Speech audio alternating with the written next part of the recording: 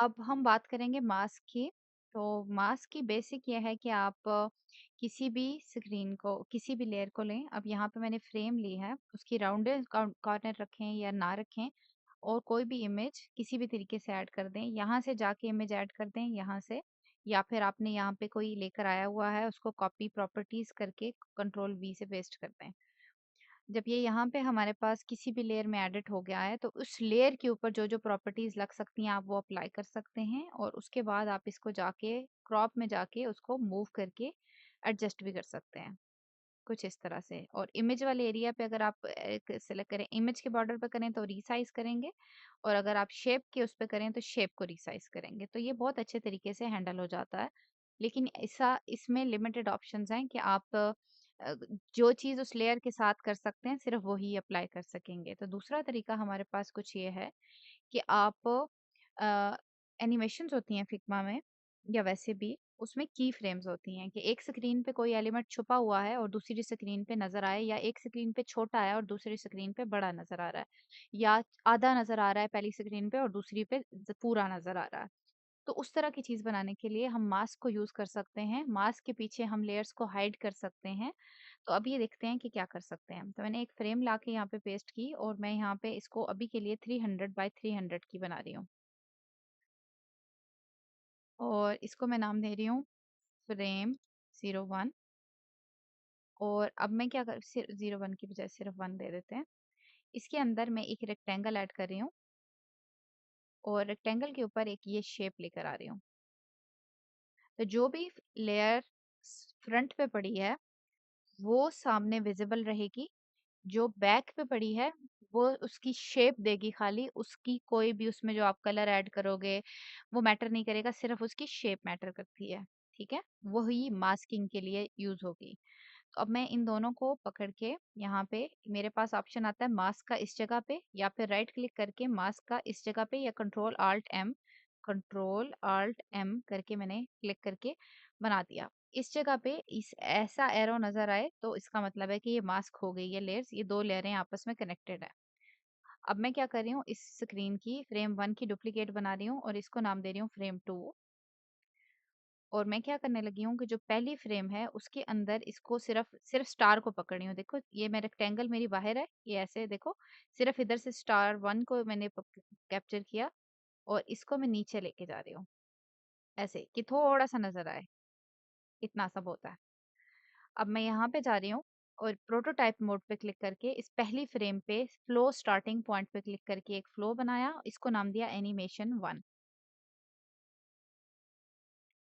अब एनिमेशन होने के लिए इन दो स्क्रीन्स का कनेक्ट होना ज़रूरी है, तो मैं इस एलिमेंट पे जो फ्रेम वाला है उस पे जाके प्रोटोटाइप मोड में ही मौजूद हूँ मैं अभी।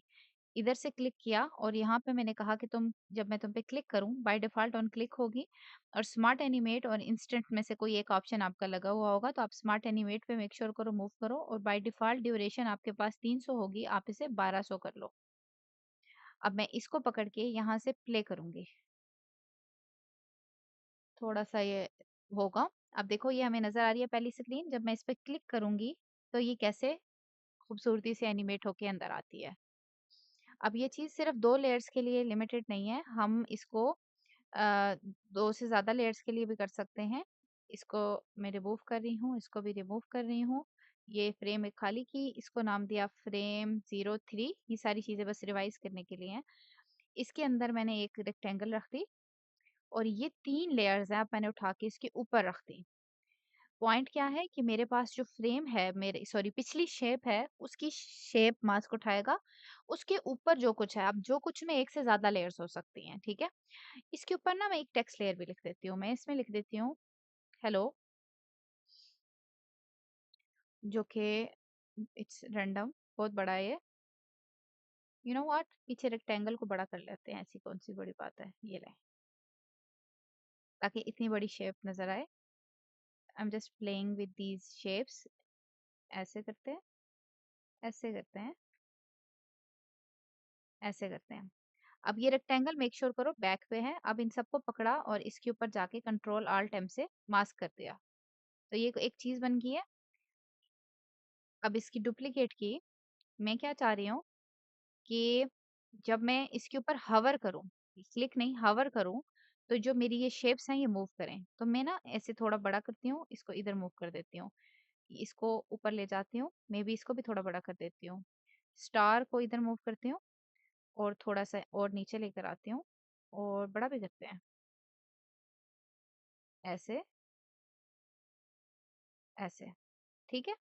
तो मैं इसके ऊपर यहाँ पे भी स्टार्टिंग में एनिमेशन 2 यहाँ से इस जगह एडिट करके एनिमेशन 02 लिखा और इंटरेक्शन क्या है कि ये जो मेरा मास्क है, ये मेरा मास्क है, इस पे पूरे पे क्लिक करी हूँ। ये जब ये रेक्टेंगल सिलेक्ट होगी इसका मतलब है मास्क है। इस पे मैंने हवर किया, क्लिक की बजाय यहाँ से हवर सिलेक्ट हुआ, वही सेटिंग देखो स्मार्ट एनिमेट ईज़ आउट 1200।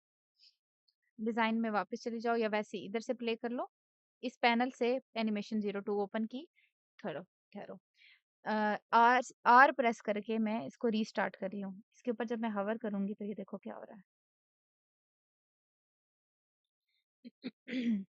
अब इसके साथ और क्या-क्या कर सकते हैं? मैंने ये तीनों शेप्स शेप्स पकड़ी।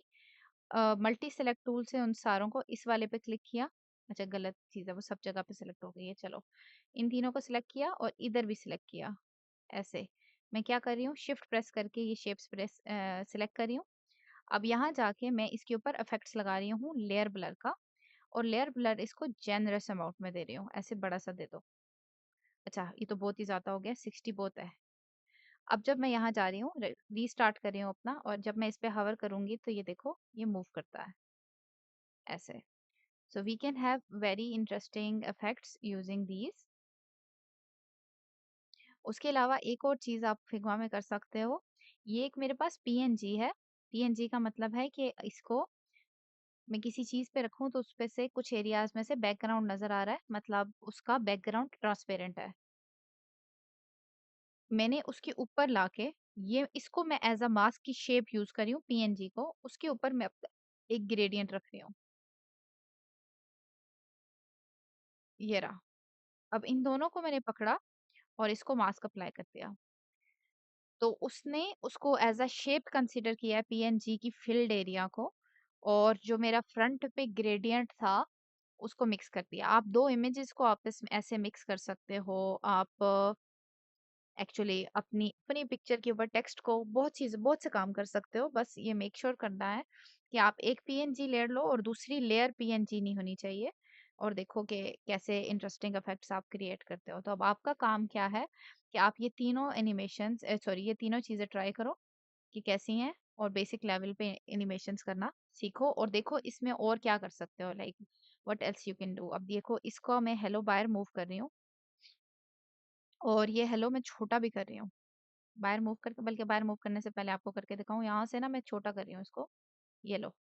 और नहीं, ऑल कैप्स चाहिए, ये बड़ा करके इसको इधर प्लेस किया, सेंटर में प्लेस किया और ये मैं नीचे ले गई, ठीक है? अब यहाँ जाके मैंने इधर देखा इसमें नहीं है, जब मैं इस पे हवर करूँगी तो ये नीचे से आ रहा है, ये देखो। सो या there are plenty of things that you can do here, कुछ इस तरह से। तो गिव इट अ ट्राई और एक्सपेरिमेंट करो कि इसके साथ क्या-क्या किया जा सकता है एंड हैव फन।